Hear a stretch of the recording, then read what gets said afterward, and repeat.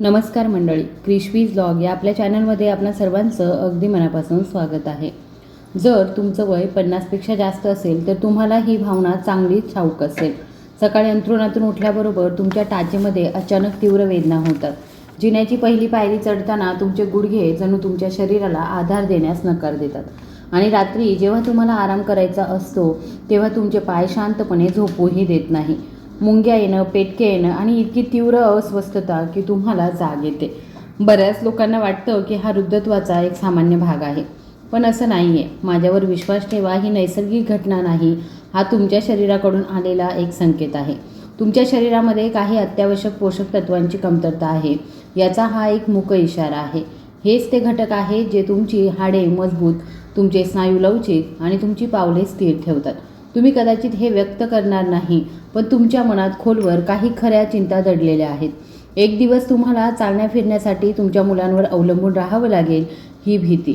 प्रत्येक पाऊल आधीच्या पावलापेक्षा जड होत जाईल, ही भीती. दीर्घकाळ औषधांवर अवलंबून राहावं लागेल, ही भीती.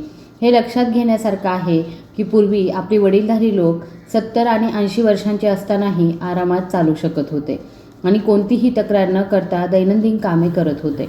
पण आज अनेक लोकांना वयाच्या 50शीतच सांधेदुखी, पायांमध्ये अशक्तपणा आणि थकवा जाणवतो. काय बदललं आहे? आपलं शरीर कमजोर झालेलं नाही, उलट आपण त्याची काळजी घेण्याची पद्धत बदलली आहे. निरोगी राहण्यासाठी आपल्या शरीराला गुंतागुंतीच्या साधनांची गरज नसते, त्याला फक्त योग्य पोषणाची गरज असते. तुम्हाला केवळ औषधांवर अवलंबून राहण्याची गरज नाही. अनेक उपाय तुमच्या स्वयंपाकघरातच उपलब्ध आहेत, ज्यात नैसर्गिक पोषण, पारंपरिक आयुर्वेदिक तत्त्वे आणि आधुनिक वैज्ञानिक ज्ञानाचा समतोल साधला जातो. जेव्हा या तिन्ही गोष्टी एकत्र येतात तेव्हा शरीर हळूहळू, सुरक्षितपणे आणि कायमस्वरूपी स्वतःला बरं करू शकतं. आणि आजच्या व्हिडिओमध्ये मी तुम्हाला 5 अतिशय सामान्य, सहज उपलब्ध आणि स्वस्त पदार्थांबद्दल सांगणार आहे, ज्यांच्या खऱ्या सामर्थ्याकडे अनेक जण दुर्लक्ष करतात. हे पदार्थ केवळ हाडांसाठी कॅल्शियमच पुरवत नाही, तर सांध्यांमधील सूज कमी करण्यास, स्नायू मजबूत करण्यास आणि सर्वात महत्त्वाचं म्हणजे सांध्यांना नैसर्गिकरित्या वंगण घालण्यास मदत करतात, जेणेकरून ते सुरळीतपणे कार्य करू शकतील. चांगली गोष्ट अशी आहे की तुम्हाला तुमची संपूर्ण जीवनशैली बदलण्याची गरज नाही. फक्त लहान पावलांनी सुरुवात करा आणि त्यांचं दररोज पालन करा. आणि नेहमी लक्षात ठेवा, या 5 पदार्थांपैकी एक पदार्थ असा आहे ज्याबद्दल बऱ्याच लोकांना माहिती आहे, पण ते त्याचा योग्य वापर करत नाही. योग्य प्रकारे सेवन केल्यास तो अगदी कमी वेळामध्ये दृश्यमान बदल घडवून आणू शकतो. म्हणून शेवटपर्यंत व्हिडिओ नक्की बघा, काळजीपूर्वक ऐका, कारण कधीकधी सर्वात साध्या गोष्टींमध्येच तुमच्या पावलांमध्ये पुन्हा सहजता आणण्याची खरी गुरुकिल्ली दडलेली असते. ही स्थिती समजून घेण्यासाठी आपल्याला शरीराच्या मुळाशी जावं लागेल. पहिलं म्हणजे कॅल्शियमच्या कमतरतेमुळे हाडे हळूहळू पोकळ आणि कमकुवत होतात, जणू काही आतून रिकामा असलेला एखादा खांब. दुसरं म्हणजे मॅग्नेशियम आणि पोटॅशियमच्या कमतरतेमुळे स्नायूंच्या लयबद्धपणे आकुंचन आणि प्रसरण पावण्याच्या क्षमतेवरती परिणाम होतो, ज्यामुळे विशेषतः रात्रीच्या वेळी अचानक पेटके येतात. तिसरं म्हणजे सांध्यांमध्ये दीर्घकाळ टिकणारी सूज दडलेली असते, ज्यामुळे सकाळी उठल्यावर सांधे आखडतात आणि चालण्यास अडचण येते. चौथं म्हणजे रक्ताभिसरण कमी झाल्यामुळे पायांपर्यंत ऑक्सिजन आणि पोषक तत्वे योग्यरित्या पोहोचत नाही, ज्यामुळे पाय सुन्न होतात आणि थकवा येतो. शेवटी प्रथिनांच्या कमतरतेमुळे स्नायू कमकुवत होतात, ज्यामुळे शरीराची ताकद हळूहळू कमी होते. खालील 5 उपाय या सर्व कारणांवरती थेट उपाय करतील. उपाय नंबर 1 आहे भिजवलेले बदाम. मी तुम्हाला जो पहिला उपाय सांगू इच्छिते तो खूप सोपा आहे, पण स्नायूंचे पेटके कमी करण्यासाठी आणि ताकद वाढवण्यासाठी अत्यंत प्रभावी देखील आहे. तो उपाय म्हणजे भिजवलेले बदाम. तुम्ही कदाचित यापूर्वी बदाम खाल्ले असतील, पण खरा फरक तुम्ही ते कसे खाता यात आहे. सुक्या बदामांवर एक पातळ तपकिरी थर असतो, ज्यात टॅनिन नावाचा पदार्थ असतो, जो शरीराला पोषक तत्वे शोषून घेण्यापासून रोखतो. जेव्हा तुम्ही बदाम रात्रभर पाण्यामध्ये भिजवता तेव्हा हा थर मऊ होतो आणि सहजपणे काढता येतो, ज्यामुळे शरीराला आवश्यक असलेली जवळजवळ सर्व महत्त्वाची पोषक तत्वे मिळतात. बदामांमध्ये मॅग्नेशियम भरपूर प्रमाणामध्ये असतं, जे स्नायूंना आराम देण्यास आणि पेटके कमी करण्यास महत्त्वाची भूमिका बजावतं. जर तुम्हाला रात्री वारंवार पायात पेटके येत असतील किंवा चालताना अशक्तपणा जाणवत असेल, तर तुमच्या शरीरामध्ये मॅग्नेशियमची कमतरता असू शकते. बदामांमध्ये व्हिटॅमिन ई देखील असतं, जे एक शक्तिशाली अँटीऑक्सिडंट आहे. हे स्नायू आणि सांध्यांची सूज कमी करण्यास आणि शरीराच्या नैसर्गिक पुनर्प्राप्ती प्रक्रियेस मदत करतं. याचा वापर करणं खूप सोपं आहे. दररोज रात्री झोपण्यापूर्वी 5 ते 7 बदाम एका ग्लास स्वच्छ पाण्यामध्ये भिजवा. सकाळी त्यांची साल काढून लगेच खा किंवा तुमचे दात कमकुवत असल्यास ते कोमट दुधामध्ये वाटून तुम्ही सेवन करा. तथापि जर तुम्हाला किडनी स्टोनचा त्रास असेल तर नियमितपणे सेवन करण्यापूर्वी डॉक्टरांचा सल्ला नक्की घ्या. दुसरा उपाय आहे तो म्हणजे तीळ. तुमच्या स्वयंपाकघरामध्ये सहज उपलब्ध असलेल्या घटकांशी संबंधित दुसरा पदार्थ आहे तो म्हणजे तीळ. जेव्हा लोक त्यांचा वापर करतात तेव्हा ते कॅल्शियमसाठी मदत करू शकतात. जेव्हा आपण कॅल्शियमचा विचार करतो तेव्हा आपल्या मनात सर्वप्रथम दूध येतं. पण फार कमी लोकांना माहीत आहे की एका लहानशा तिळाच्या दाण्यातील कॅल्शियमचं प्रमाण दुधापेक्षा कित्येक पटीने जास्त असू शकतं. यामुळे ज्यांना हाडांची कमजोरी, सांधेदुखी किंवा पायांमध्ये थकवा जाणवतो त्यांच्यासाठी तीळ हा एक मौल्यवान नैसर्गिक पर्याय ठरतो. तिळामध्ये केवळ कॅल्शियमच नाही तर मॅग्नेशियम आणि झिंकसुद्धा असतं.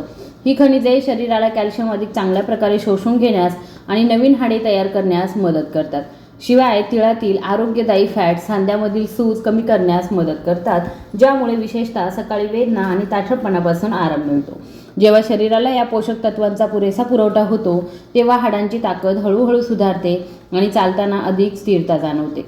याचा वापर करणं खूप सोपं आहे. फक्त तीळ सुगंध येईपर्यंत भाजून घ्या आणि मग दररोज सकाळी 1 ते 2 चमचे सेवन करा.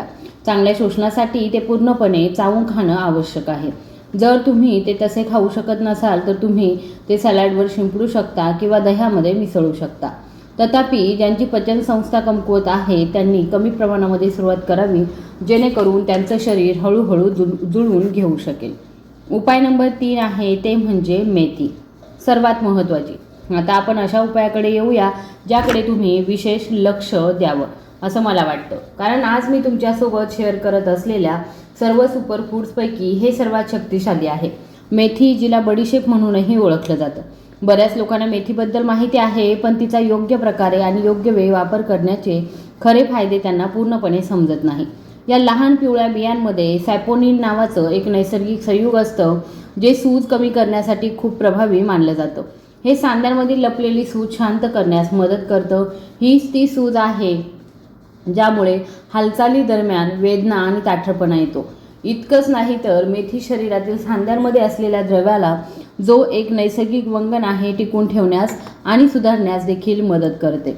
जेव्हा हा द्रव पुरेशा प्रमाणामध्ये असतो तेव्हा सांध्यांची हालचाल सोपी होते, घर्षण कमी होतं आणि हालचालीचा आवाजही कमी होतो. जे लोक नियमितपणे मेथीचा वापर करतात त्यांच्या लक्षात येईल की सकाळचा ताठरपणा हळूहळू कमी होत चालला आहे, चालणं सोपं होतं आणि कालांतराने वेदनासुद्धा कमी होऊ लागतात.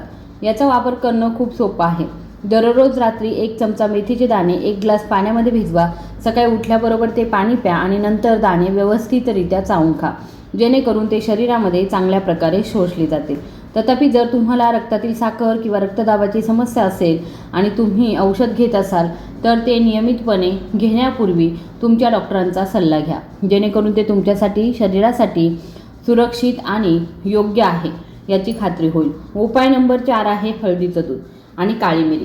पुढचा उपाय अशा लोकांसाठी खूप फायदेशीर आहे ज्यांना वारंवार सांधेदुखीचा त्रास होतो, विशेषतः सकाळी. हे हळदीचं दूध आणि चिमूटभर काळी मिरी यांचं मिश्रण हे पद्धत आयुर्वेदामध्ये फार पूर्वीपासून वापरली जात आहे आणि आज आधुनिक विज्ञान देखील यामागील कारण स्पष्टपणे सांगतं.